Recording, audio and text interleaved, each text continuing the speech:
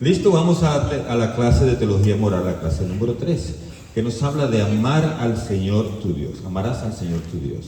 Y son los mandamientos del amor a Dios del 1 al 3.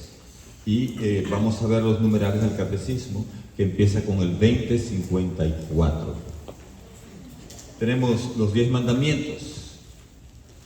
Jesús recogió los 10 mandamientos, pero manifestó la fuerza del Espíritu Santo operante ya en su letra.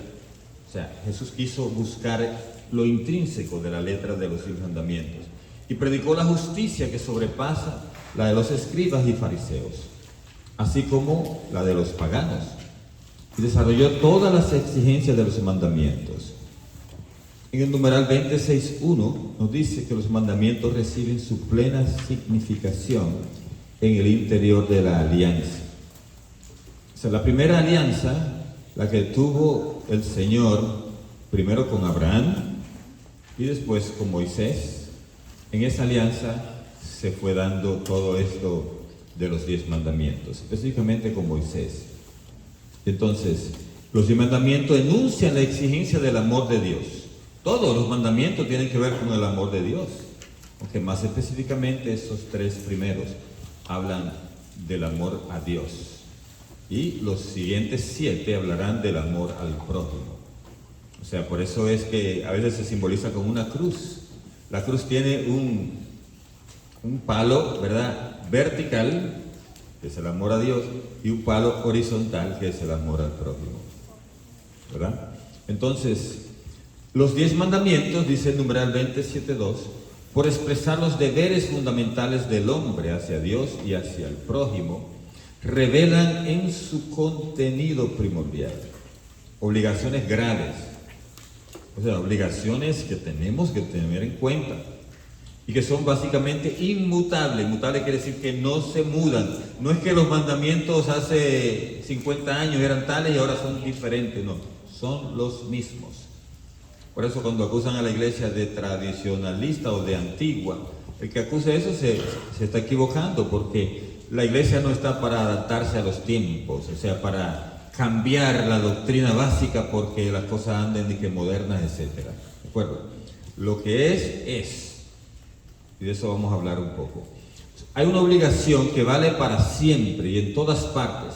Nadie podrá dispensar de esos mandamientos. O sea, nadie podrá dispensar, o sea, como decir, no, aquí no se va a hacer tal cosa, en esta parte de la iglesia no se va a hacer tal otra cosa, no, realmente es para todas partes y en todo tiempo. Los 10 mandamientos están grabados por Dios en el corazón del ser humano. O sea, cuando hay alguien que no conozca la palabra de Dios, que no escuche el catecismo, que no vaya a ninguna clase, tiene esos mandamientos en su corazón. Yo nada me acuerdo una vez una joven de muy poca edad, de unos 15 años, estaba embarazada y la familia quería que se deshiciera de su bebé. Y ella dijo, no, yo algo siento en mi corazón que me dice que no. Y ella no sabía, porque no había recibido ningún tipo de clase, pero ella sentía que no. Se lo tenía grabado en su corazón, esa ley. Es muy importante. El primer mandamiento, adorarás al Señor tu Dios y le servirás. No vayas en pos de otros dioses. La primera llamada y la justa exigencia de Dios consiste en que el hombre lo acoja y lo adore.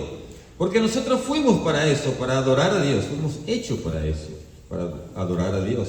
Pero Dios quiere que lo hagamos en libertad, por decisión propia. Ahí está el peligro, ¿verdad? Porque el ser humano siempre anda para un lado y para otro, ¿no? Y entonces, pero el mérito está en adorar a Dios por decisión propia, no porque nos obliguen. Hay una canción muy linda que canta un cantautor evangélico, que yo la ponía cuando daba esta clase, que es la que dice que Dios nos hizo, esta canción dice, Dios no nos hizo a nosotros como robot, que le adoraran solo dándole un botón. ¿Ven? Es muy importante, o sea que nosotros somos adoradores de Dios, pero por iniciativa propia, por decisión propia. Pero fuimos hechos para eso y cuando lo hacemos encontramos nuestra verdadera esencia. Los ángeles eso hacen todo el tiempo, adorar a Dios y servirle, ¿verdad? Entonces nosotros estamos supuestos a hacer lo mismo. pero en libertad. Los ángeles lo hacen en libertad, pero ellos ya le entregaron esa libertad a Dios en una primera decisión definitiva, y entonces ellos ya no necesitan estarse cuestionando si sí o si no. Ya ellos pasaron esa parte. Nosotros estamos en esa parte. Y esa parte comprende toda la existencia de nosotros, desde que nacimos hasta que morimos. Estamos tomando la decisión. Ya en la eternidad ya no necesita usted decidir nada. Simplemente hacer lo que tiene que hacer como criatura de Dios, adorarlo a Él todo el tiempo. Entonces, Dios dice en el numeral 2085 primero, dice: el hombre tiene la vocación de hacer manifiesto a Dios mediante sus obras humanas, en conformidad con su condición de criatura, hecha a imagen y semejanza de Dios. O sea, la vocación de nosotros, el llamado de nosotros, es manifestar a Dios con todo lo que hagamos. Ustedes están manifestando a Dios ahora con su presencia aquí, ¿verdad? Escuchando esto. O sea que es una forma de nosotros estar alineados con la voluntad de Dios. Estaba yo oyendo el Magnífica, o creo que una oración que estaba haciendo el Magnífica, o sobre la Virgen, un comentario, creo que fue ayer, y entonces me llamó la atención una palabra que pusieron ellos, y fue la palabra de María cuando dijo: hágase en mí según tu palabra. Y conecté inmediatamente, no sé por qué, en ese momento el Espíritu me llevó a esa conexión con la creación. ¿Qué dijo Dios cada vez que hacía algo? Hágase. ¿Verdad? Dios daba la orden y las cosas se hacían. Y con el ser humano Dios dio una sola orden, y fue el hágase de crearnos a nosotros. Pero después, todo lo que Dios nos propone, deja que nosotros digamos: hágase en mí. O sea, miren qué conexión. O sea, Dios nos da la libertad y decimos nosotros: hágase en mí. Y ahí lo que hacemos nosotros es alinearnos con Dios en su voluntad. Y fue lo que hizo la Virgen María, se alineó con Dios. Hágase en mí según tu palabra. Cuando nos alineamos con Dios, viene toda la maravilla que está detrás, toda la gracia, toda la obra de Dios que se hace. Por eso que dice: estamos nosotros supuestos a manifestar, ¿verdad?, la gloria de Dios con las obras que hacemos. 2086, Dios es todopoderoso, clemente, infinitamente inclinado a hacer el bien. ¿Quién podría no poner en Él todas sus esperanzas? ¿Y quién podrá no amarlo, contemplando todos los tesoros de bondad y de ternura que ha derramado en nosotros? O sea, si uno medita en todo lo que Dios nos ha dado, que a veces lo pasamos desapercibidos, esas cosas, ¿no? Si uno medita en todo lo que uno ha recibido, por eso cuando una persona llega a los caminos del Señor y andaba en egoísmo, andaba en cuantas cosas, ¿verdad?, o pecado de todo tipo, cuando se da cuenta de lo que Dios le ha dado, la ternura y la bondad de Dios, llora. Y a veces no sabe por qué está llorando, simplemente que el Espíritu se está dando cuenta de lo que ha recibido. De ahí esta fórmula que Dios emplea en las Sagradas Escrituras, tanto al comienzo como al final, en su precepto: yo soy el Señor.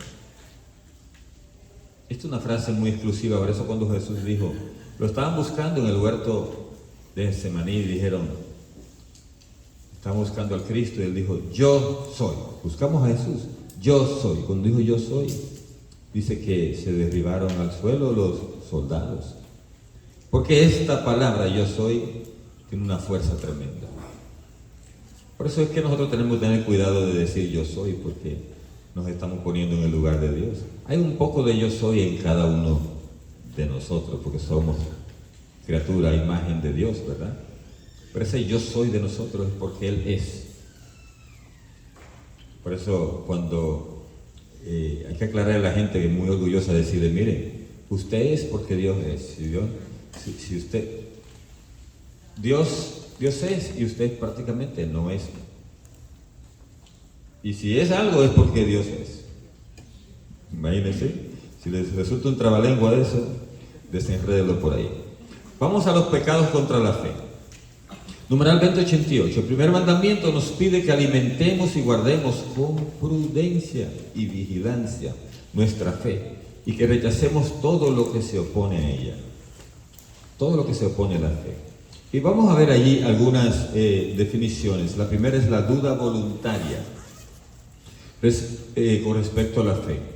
Es la que descuida o rechaza tener por verdadero lo que Dios ha revelado y la iglesia propone creer. La iglesia propone creer porque Dios lo ha revelado ya. La iglesia lo que hace es aclarar al tiempo en que estamos viviendo cómo se podría llevar a cabo eso que Dios nos propone, ¿verdad? Entonces, una duda voluntaria es cuando usted vacila, ¿verdad? Cuando usted descuida o rechaza esa verdad. ¿Cómo podríamos decir? Una gente que decide no creer en Dios porque dice, no, todo esto que está aquí fue por una explosión o lo que sea. Yo creo en la ciencia, cosas así, que hay científicos que se aferran tanto a la ciencia que piensan que de ahí viene todo. Y entonces entran en una duda voluntaria porque ellos se someten a eso directamente. No le dejan un resquicio, una rendija para que entre la fe. Entonces hay la duda involuntaria, que es cuando hay vacilación en creer, cuando hay dificultad en superar las objeciones, o sea, las cosas la pregunta que tú te haces, ¿verdad?, con respecto a la fe, o también la ansiedad suscitada por la oscuridad de esta. El que pierde la fe vive en oscuridad y prácticamente entra en ansiedad. Si la duda se fomenta deliberadamente, puede conducir a la ceguera de espíritu. Por eso es muy importante que usted ore cuando quiere hablarle a alguien de Dios. Porque el que anda en ceguera de espíritu no entiende de argumento nada. Eso decía un sabio, ¿no? No sé si era Pascal o algo así, que decía, o San Agustín, que decía, mire, para el que cree no hace falta argumentos. Y para el que no cree, no hay argumento que valga. Así es. Porque el que no cree, tú le puedes argumentar de arriba abajo todas las cosas. Por eso cuando se estudia apologética, la apologética no solo se estudia para poder rebatir o defender la fe contra los protestantes o contra gente de otras religiones, ¿verdad? No protestantes, los musulmanes o los hinduistas, etcétera, ¿no? Sino también se estudia la apologética para rebatir a los que no creen en Dios. Y hay una parte de la apologética, esa es la más fina, digo yo, la más difícil también, para rebatir a los ateos. Esa es la más dura. Pero igual, no importa qué argumento usted use, bíblicos, puede sacar citas bíblicas de todos lados, si una persona está en duda voluntaria, o sea, no hay nada que usted pueda hacer, solo que orar. Por eso he visto yo muchos testimonios de conversiones, inclusive a gente atea, que la persona lo que le ha dicho, fíjate, no te voy a decir nada, solamente ves a una misa y siéntate en la última banca y observa. Invítalo a la misa y dile que observe. Y si en ese lugar hay una presencia grande, y siempre la va a haber, del Espíritu Santo, esa persona, algún momento, por alguna rendija se va a meter la fe. Entonces es muy importante. Con los jóvenes también. ¿Por qué los jóvenes están ahora en masa, la generación Z, entrando a la Iglesia Católica? Porque se ha suscitado eventos en los cuales se expone el Santísimo y ellos entran en ese contacto con la realidad de Dios. Bueno, eso es lo importante. Así que nada de sermones, nada de darle agarrarlo por el cuello para que crean, ni nada de eso, ni caerle a bibliazo puro a alguien, ¿no? Nada de eso. Vamos a ver el numeral 2089, la incredulidad. Es el menosprecio de la verdad revelada o el rechazo voluntario de prestarle asentimiento. O sea, rechazo voluntario es el que dice, no, mira, a mí no me va a convencer por más que diga. Eso es rechazo voluntario. Mire, es increíble a veces tú oír la gente. Hay un ateo por ahí, creo que es de Argentina, que a mí me han estado mandando video a alguien que está queriendo en un chat ahí convencer a alguien de sus tonterías, ¿no? Y es hasta ridículo lo que dice, demostrando de que Jesús no hizo un milagro, demostrando que no sé qué, que la Biblia le escribieron seres humanos, una cantidad de cosas que digo, pero este individuo aunque sea documentarse un poco más para decir esas tonterías. Pero sale allí en YouTube, ¿verdad? Y tiene sus seguidores. Porque para un tonto hay tonto y medio siempre. ¿Entiendes? Así que olvídese usted. Entonces, se llama herejía, anoten esa palabrita porque se ha confundido a nivel de la historia la palabra herejía. Se creía como hereje el que no se bautiza, ¿no? Fulano está hereje, decían, ¿verdad? Que no se bautizó. No es el que lo bautiza el hereje. ¿El hereje cuál es? El que niega de una manera pertinaz después de haber recibido el bautismo. O sea, el hereje es un bautizado, pero niega de manera pertinaz la verdad que se debe creer y la fe divina y católica a la que se le ha dado, ¿verdad? Entonces, ese es el hereje. Y una vez se le pegaba el nombre de hereje a los musulmanes. No, los musulmanes son herejes. No. O sea, hereje es un católico bautizado, que después de bautizado se convierte en un negador de la verdad. Ese es el hereje. O sea, entienda muy bien, ese es el hereje. Y está dentro. Porque si se sale, ya no es hereje, es otra cosa y vamos a ver más tarde. Porque es lo que vimos ya cuando hablamos de la iglesia. El que se sale es cismático si se lleva un grupo de gente, o si no es apóstata, ¿verdad? Apóstata, si se va solito. Entonces lo que sigue aquí, la apostasía es el rechazo total de la fe cristiana, el que se va de la fe. La palabra apóstata la usan los judíos cuando se van del judaísmo, la usan los musulmanes también, cuando se van de creer en el Islam, le llaman apóstata. Pero en muchos países musulmanes la apostasía la castigan con la muerte. O sea, son bien duros, bien fuertes en eso. Imagínese usted, si nosotros hiciéramos eso en la Iglesia Católica, ¿a cuánto habría, verdad, que mocharle la cabeza, ¿no? Pero Dios no es así, Dios no trabaja así. Dios trabaja de otra manera, bajo la oración, bajo el convencimiento, bajo el amor, todas esas cosas, ¿verdad? Pero hay apostasía en la Iglesia Católica, hay apóstata, ha habido apóstata, gente que se ha ido, ¿verdad? Y entonces es un pecado la apostasía. Por eso me gustó mucho cuando el padre Toro, por ejemplo, hacía que públicamente personas que se habían ido de la Iglesia Católica y pasado a alguna secta, lo hacía públicamente recitar el credo. Y eso es lo que se hace en la ceremonia de confirmación. Cuando vienen de otra religión, lo hacen recitar el credo. Y se le debe hacer recitar a una gente que, siendo católico hasta confirmado, vuelva otra vez después de haberse ido a una secta. Porque cuando se fue a la secta lo hacen bautizarse y eso es apostasía. Eso es renegar de lo que ellos debían creer. Eso se llama renegar. Y San Pablo dice que los renegados no entrarán al reino de los cielos. Eso es un pecado grande.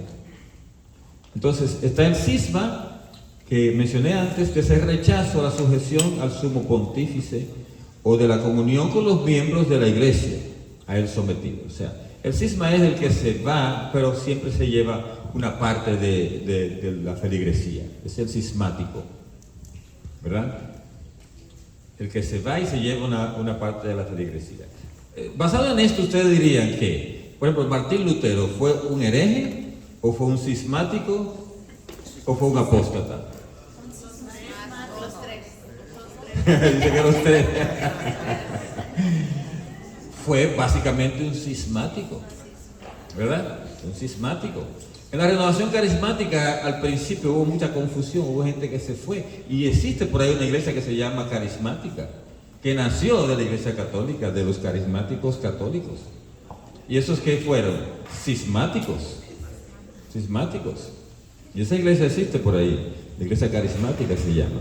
Entonces, por eso es cismático, porque se llevaron un grupo, ¿verdad? Y entonces ellos ya no están sujetos al sumo pontífice. La iglesia ortodoxa, cuando se dividió, no se sujetó al sumo pontífice, pero mantuvo una relación con él y el patriarcado, que ellos son los que mandan en ellos, mantiene esa relación y una obediencia a la doctrina, aunque no directamente al Papa. ¿De acuerdo? Por eso ellos siguen con el mismo bautizo, con la misma Eucaristía, con los mismos sacramentos y también con la misma veneración a los santos y a la Virgen María. Sigue la Iglesia Ortodoxa, porque mantuvieron todo eso y por tanto no se llamaría una iglesia cismática, sino como una iglesia que se separó, o sea, es otra ala, le llamó Benedicto XVI, creo, le llamó a la Iglesia Ortodoxa como el otro pulmón de la Iglesia Católica, que tiene dos pulmones, la romana y la ortodoxa. Entonces, y sigue siendo parte de la Iglesia. Pecados contra la esperanza, eso era contra la fe, ahora contra la esperanza. La esperanza es aguardar confiadamente la bendición divina y la bienvenida, o la bienaventurada visión de Dios, quiero decir. Es también el temor de ofender al amor de Dios y de provocar su castigo. O sea, la esperanza es cuando uno espera de manera confiada que va a estar con Dios en la bienaventuranza, en la visión de Dios. Entonces, por eso a los que van a ser canonizados, el primer paso se llama venerable, ¿verdad? Pero el siguiente paso, que es el más cercano a la canonización, se llaman beatos. La palabra beatos quiere decir que tienen la visión de Dios, que están viendo a Dios. Y se comprueba con un milagro. Y después con un segundo milagro es que se canonizan, porque ya se considera que están cerca, son amigos fuertes de Dios. El primer mandamiento se refiere también a los pecados contra la esperanza, que son desesperación y la presunción. Y le explico qué es la desesperación. La gente cree que cuando ve a alguien ansioso está desesperado. Eso es una extensión de la palabra. La desesperación es algo más serio. Es más serio porque es una gente sin esperanza. Es cuando el hombre deja de esperar de Dios, de su salvación personal. ¿Qué pecado es ese? Según lo que hemos analizado antes, ese es el famoso pecado contra el Espíritu Santo. Cuando tú dejas de esperar de Dios su salvación, por cualquier cosa personal, ¿verdad? Es decir, porque tú crees que eres tan malo que Dios no va a ser tan bueno que te va a perdonar. Eso es desesperación. El auxilio para llegar a ella también lo pierde, o sea, que dice, no, a mí no me va a arreglar nada, ni la confesión, ni un retiro, nada. Entonces pierde la esperanza. O el perdón de sus pecados. Se opone a la bondad de Dios, a su justicia, a su misericordia. La misericordia de Dios alcanza hasta el más pecador. Por eso el que cree que no puede ser salvado es el que está desesperado. Y es increíble que la gente que está más lejos de Dios son las que llegan más rápido. Trate de convencer usted a dos personas. Búsquese a un ateo y búsquese a un católico tibio o frío. Trate de convencer a los dos, va a ver que usted más rápido consigue que el ateo se convierta que el católico tibio. Ese que te dice, no, yo era dirigente, yo era de los que predicaba, yo era del coro, yo era el que daba la Eucaristía, esos son los peores. Porque esos creían que tenían a Dios agarrado por la barba y creen que no tuvieron resultado y ya no creen en más nada. O sea, esos están en un estado de desesperación bien peligroso, porque creen que no hay solución para ellos. Hay dos clases de presunción, le voy a explicar ahora, porque nosotros en la renovación cometemos un pecado de presunción fácil, y le voy a explicar cuál es. Es el que presume de sus capacidades esperando poder salvarse sin la ayuda de lo divino o de lo alto. O presume de la omnipotencia de la misericordia divina esperando obtener su perdón sin conversión y la gloria sin mérito. Aquí yo llamo la atención sobre esto. Vamos a ver la primera presunción.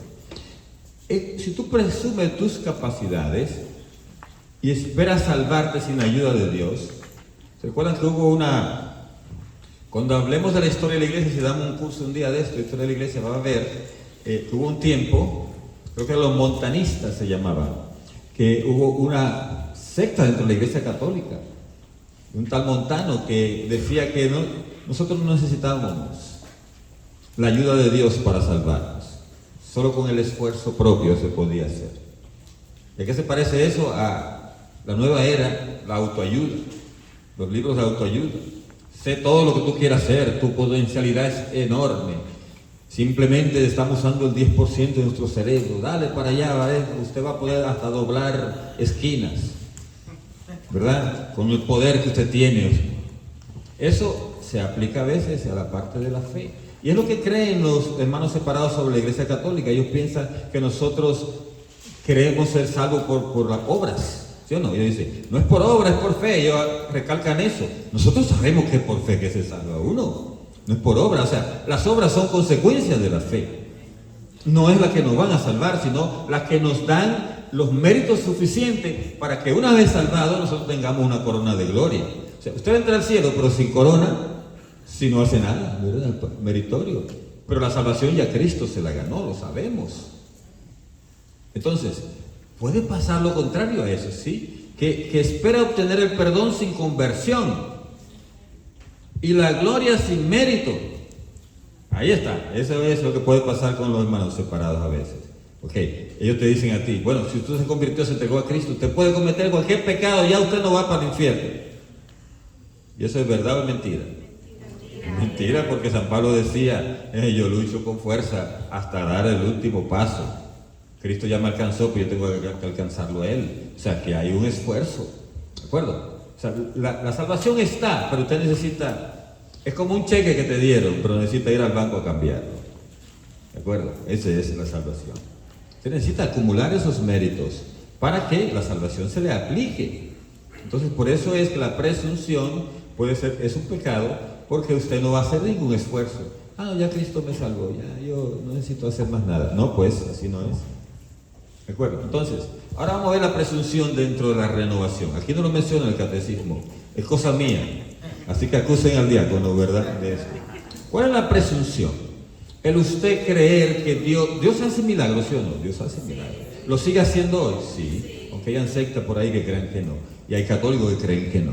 Pero sí, Dios sigue actuando. Dios es un Dios de pasado, presente y futuro. Todo el tiempo Dios es Dios, ¿verdad? Entonces Dios sigue haciendo milagros.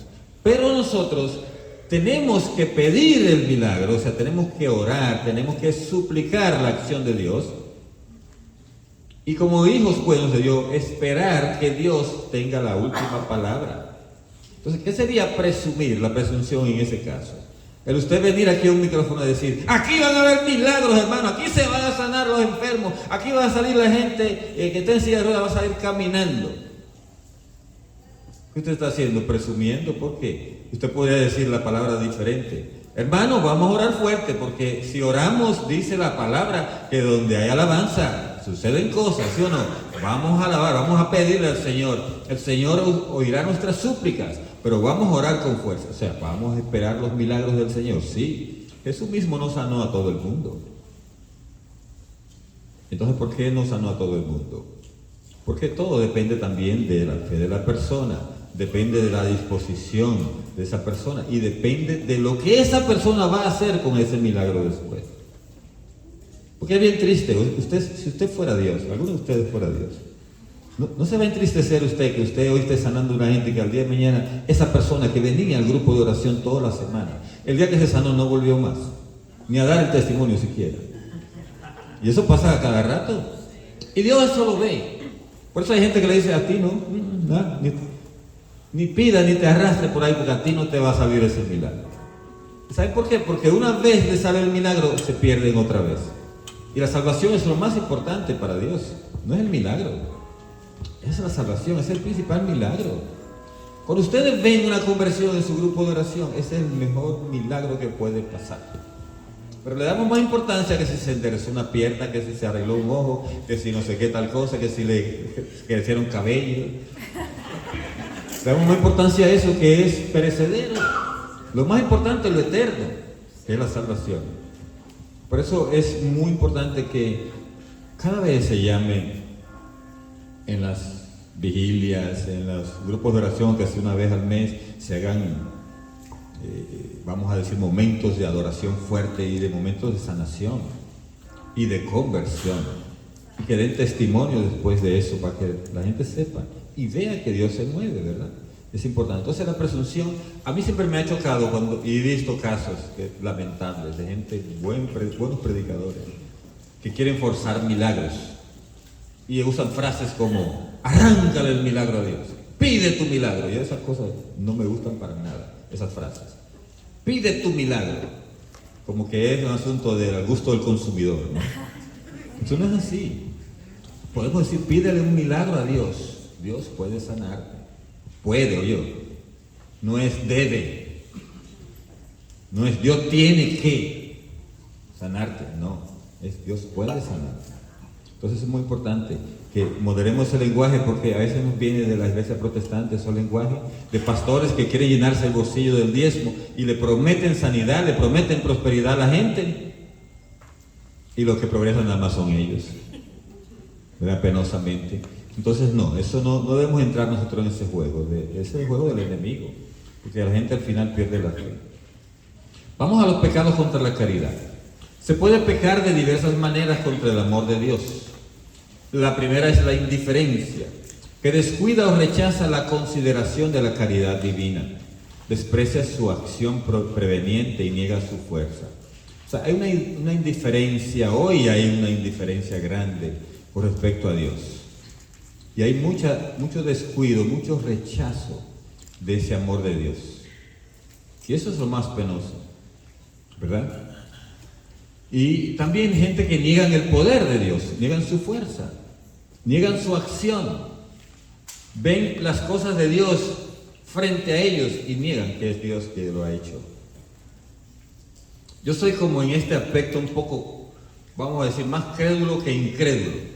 Si alguien me dice, mira, el Señor me sanó de este dedo, yo le creo de una vez, porque ¿para qué beneficio tengo con no creerle? Yo me beneficio mejor creyendo, porque así digo, bueno, gloria a Dios, el Señor está actuando, ¿de acuerdo? Si la persona se inventó el milagro, eso es su problema. Ese es su problema, ellos que se averigüen con Dios, ¿verdad? Pero no podemos caer en esa indiferencia nosotros. Y esto puede pasar también en la indiferencia por el uso continuo de ciertas cosas, ¿verdad? Por ejemplo, la primera vez que usted vio un descanso en el Espíritu, ¿no le dio un poco de susto a usted? Ay, ¿qué pasó aquí? Pero ya usted ve tanto descanso en el Espíritu que dice, otro más, uno más. ¿Entiendes? O sea, no podemos caer en eso, tenemos que maravillarnos. Hay en inglés, se usa de los 7 dones del Espíritu Santo, uno que se llama así se llama se escribe algo así, ¿verdad? En español yo no sé por qué no tradujeron eso, ni sé cómo se llama. Es como maravillarse de lo que Dios hace, eso es un don del Espíritu Santo. Hay que maravillarse de lo que Dios hace. Por eso así debe ser. Y usted maravíllese de que llovió, maravíllese de que salieron las plantas. Yo me fui de viaje y cuando llegué antier, encontré todas las rosas que la había podado, tan feíta, ¿verdad? Y la podé todas, hermosas, con flores bien hermosas y las hojas. Y mi esposa venía diciéndome el camino, va a ver cómo está tu jardín, me dice, esas flores están maravillosas. Y yo cuando veo, entonces es así. Dígale ahora mismo a Dios, eso es lo hermoso que Dios ha hecho, ¿verdad? Cuando usted tiene un hijo, cuando usted llega a cualquier lugar, el mar, las montañas, diga siempre, maravíllese, no sea indiferente a lo que Dios está haciendo, porque no son solo los milagros, la vida es un milagro de Dios, toda la vida. Entonces la ingratitud es otro pecado contra la caridad. Y omite o niega se niega a reconocer la caridad divina y devolverle amor por amor. De eso hay mucho ingratitud. Hay que agradecer todo. Yo estaba estos días con mi hermana y entonces yo vengo, ella hizo algo de comer ahí, yo digo, gracias hermana, que buena le quedó su comida. Tú no tienes que agradecerme, yo sí agradezco, hasta el cubierto le agradezco yo. Hasta la cuchara. ¿Por qué? Porque yo digo, gracias Señor por el que hizo el cubierto, Señor, que cómo pudiera hacer uno comer con los dedos, ¿verdad? Como comían antes, ¿verdad? Gracias porque hizo el cubierto, porque le diste esa idea a esa persona, gracias, ¿verdad? Hay que dar gracias por todo, porque la ingratitud en realidad nos va como alejando de Dios. A Dios le encantan los corazones gratos. La tibieza, que vacilación o negligencia en responder al amor divino, puede implicar la negación o entregarse al movimiento de la caridad. Entonces, la tibieza es un mal hoy de nuestros días en nuestras iglesias. Porque la gente se acostumbra a hacer cosas y no valora lo que tiene. A mí me sirve mucho el no caer en tibieza, el oír a los que se convierten, a los recién convertidos. Que ellos están con ese, con todo, hasta con la consagración, que usted la pasa de largo. Usted cuando el sacerdote dice, levantemos el corazón, lo tenemos levantados al Señor. Y dice, es justo y necesario, y después sigue una oración. De ahí la gente se desconecta con lo que sigue.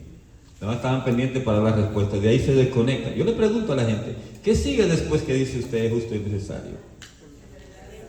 ¿Verdad? Es justo, necesario, fuente de toda salvación. Bueno, ustedes están atentos. Pero hay gente que de ahí para allá no sabe más nada. Yo le he dicho a la gente a veces, usted no ha oído una frase en la consagración, que es una de las que más me maravilla a mí, es la que dice, desde donde sale el sol hasta el ocaso. Eso quiere decir que esa es la fe. O sea, Dios se está manifestando en todos los lados. Compruebe usted y va a ver que en el lugar, rincón más apartado del mundo, ahí hay misa. Aunque sea clandestina en China, o en la India, en África, en lugares en que usted cree que no hay católicos, sí los hay, que hay misa. Ahí está. Entonces, está el siguiente pecado, que es la asedía o pereza espiritual, que llega a rechazar el gozo que viene de Dios y a sentir horror por el bien divino. Horror por el bien divino. O sea, el que cae en asedía empieza de esta manera. Ya no me motiva a leer la Biblia. Eso dice lo mismo, todo el tiempo lo mismo. Otra vez van a hablar de Pedro que se subió a la barca y que hubo tormenta. Ya he oído eso muchísimas veces. Así comienza la asedía, como que nada te parece nuevo. Y mire, la palabra de Dios es viva y se hace nueva cada vez si usted pone atención. Pero hay gente que ya le dice, no, esas son las mismas historias todo el tiempo. Otra vez van a crucificar a Cristo. Viernes Santo otra vez. Como decía el borracho ya, lo mismito del año pasado. No es lo mismo, no es lo mismo. Dios se hace nuevo cada vez. Entonces, la asedía empieza por ahí. No quieres orar porque, ese rosario es aburrido. Que la misa es aburrida. ¿Y saben qué? Denle esta clave sobre todo a los jóvenes. Cuando dicen que es aburrida la misa o el rosario. Ahí está la clave del mérito de hacer el rosario o de ir a la misa. En que usted, sin sentir ningún tipo de vibración estática de que, como cuando está bailando o está tomando lo que fuera, usted está ahí. Eso se llama sacrificio de alabanza. Está en la Biblia. O sea, que nosotros tenemos que poner una parte sacrificial que consiste precisamente, sin estar usted en éxtasis, usted está ahí. Está ahí. Sin estar sintiendo que la Virgen se le apareció, usted está haciendo las bolitas, le está pasando y rezando los Ave María. Eso es lo contrario de la asedía. La asedía lo que pasa es que vamos perdiendo, se nos vamos poniendo dull, dicen en inglés, dull, o sea, se nos vamos, eso es como voto, ¿no? Como el cuchillo que ya no tiene filo. Entonces la fe se le va quitando el filo. Y está supuesto a ser así, sí, en el sentido de que no todo el tiempo, lo hablamos en la clase pasada, no todo el tiempo usted va a tener gracia. ¿Cuál gracia dijimos que es? Santificante. La habitual la tiene todos los días, pero la santificante, que es el empujón, no todas las veces. Porque usted vaya al cielo empujones, no. Usted tiene que usar sus propias ruedas también. ¿De acuerdo? Entonces, viene el odio a Dios. ¿Ustedes pueden creer que hay gente que odia a Dios? Los hay.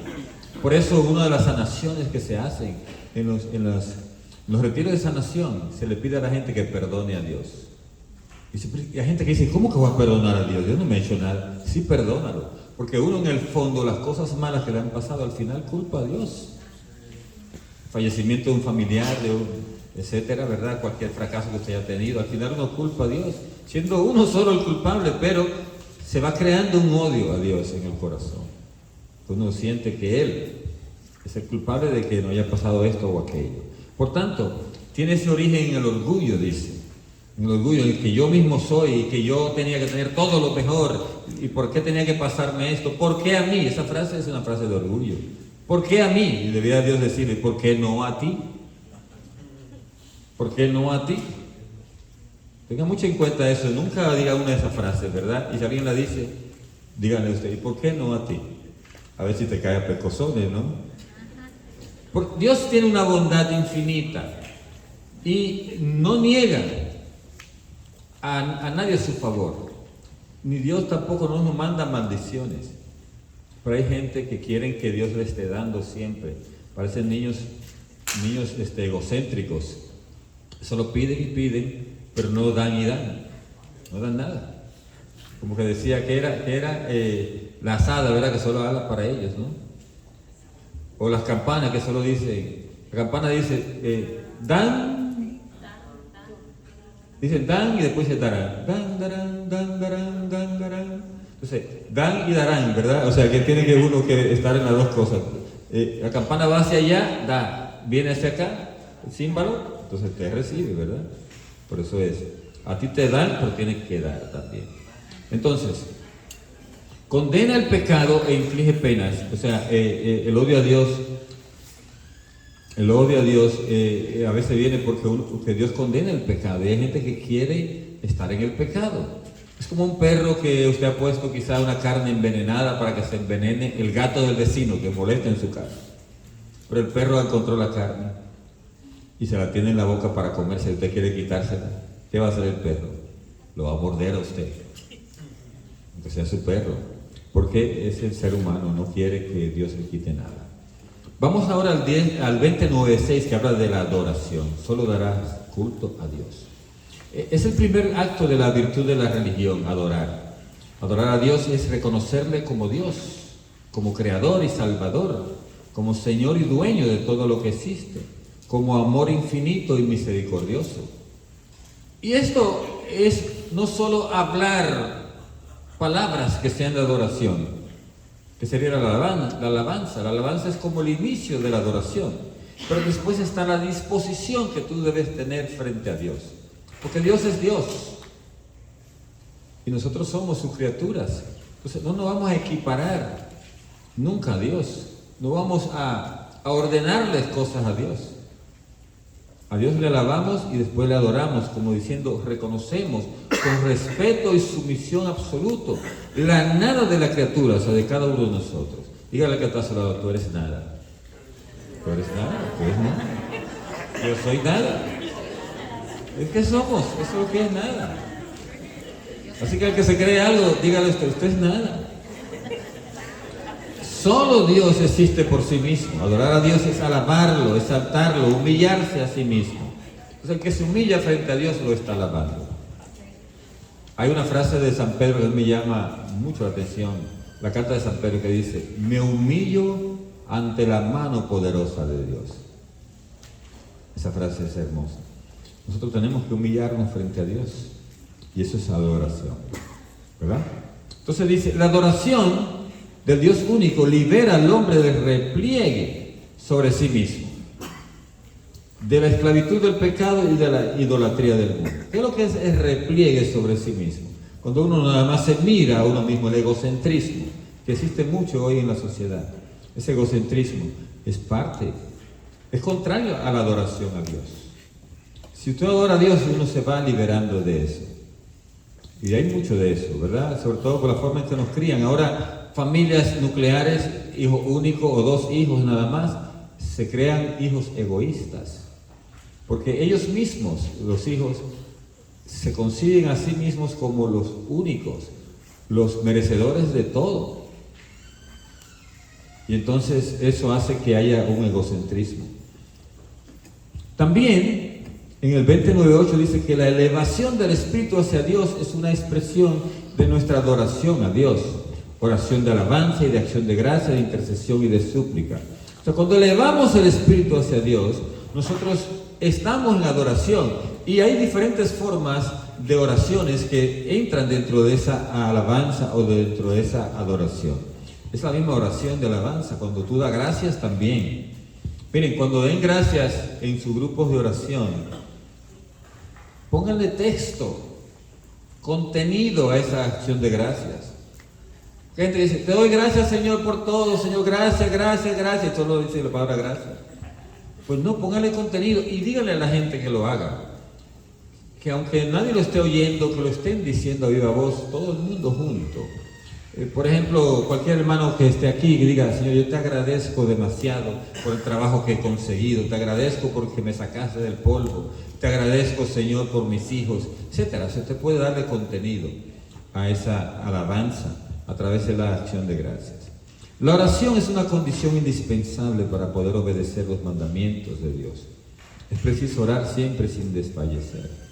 O sea, el que no ora, en realidad no tiene una comunicación con Dios. Y cuando uno ora, uno se dispone a obedecer los mandamientos. Bien, sacrificio, promesas y votos. Va a ver qué importante esto, porque a veces lo hemos perdido esto. Es justo ofrecer a Dios sacrificio en señal de adoración y de gratitud, de súplica y de comunión. Toda acción realizada para unirse a Dios en la Santa Comunión y poder ser bienaventurado es un verdadero sacrificio. ¿Ya ven? O sea, cuando usted va a misa, es diferente cuando usted la ve por televisión o en el YouTube. Porque ahí usted está haciendo el sacrificio de alabanza cuando está en la misa.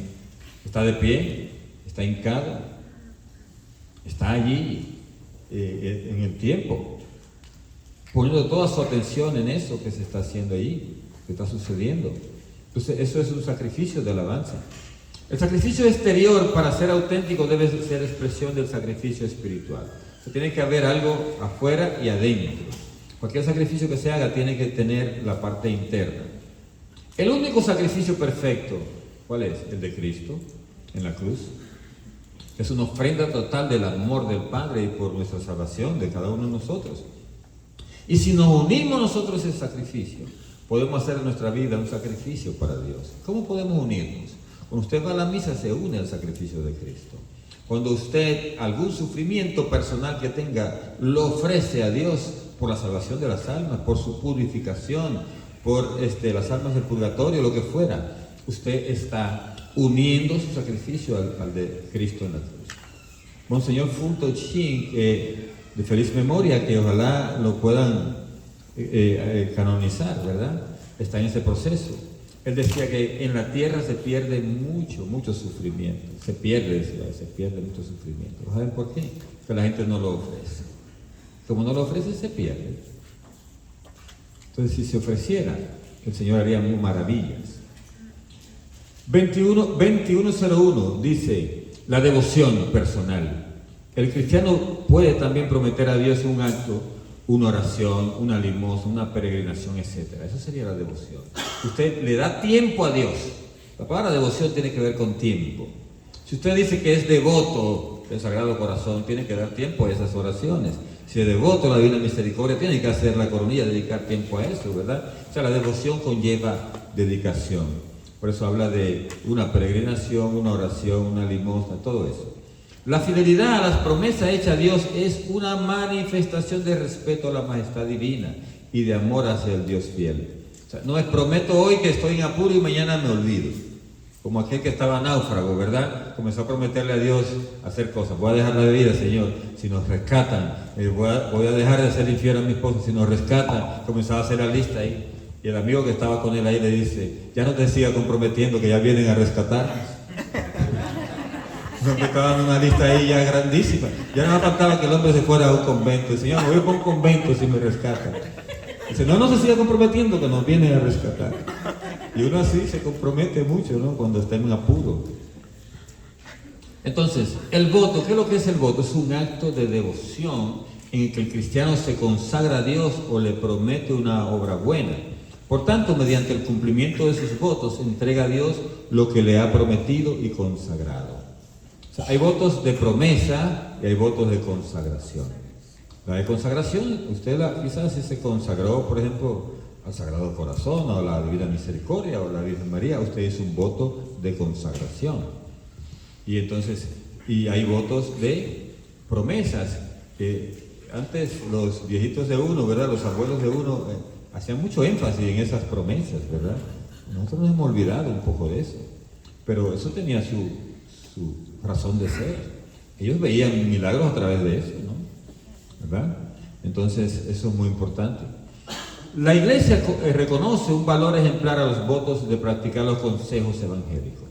¿Se acuerdan cuando hablamos de los sacerdotes, las monjas, etcétera, que hacen lo que llaman los consejos evangélicos, que es el voto de obediencia, de castidad y de pobreza? Esos son los siguen el consejo evangélico. Muy bien.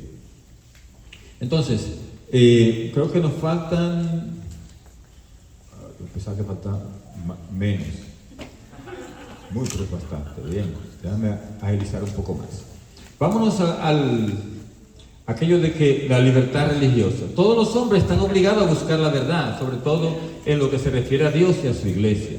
Y una vez conocida, abrazarla y practicarla. Oye esto, todo el mundo está obligado a buscar la verdad. Todo el mundo. Entonces hay que enfatizar eso, la gente que anda por ahí queriendo desconocer la verdad de Dios. ¿Verdad? Entonces dice, este deber se desprende de su misma naturaleza, no contradice el respeto sincero hacia las diversas religiones, que no pocas veces reflejan, sin embargo, un destello de aquella verdad que ilumina a todos los hombres. Esta frase es muy importante, porque dice, todas las religiones tienen algo de la verdad de Dios. Y por eso es que la iglesia, y vimos, ¿verdad?, que hay una relación con esas religiones.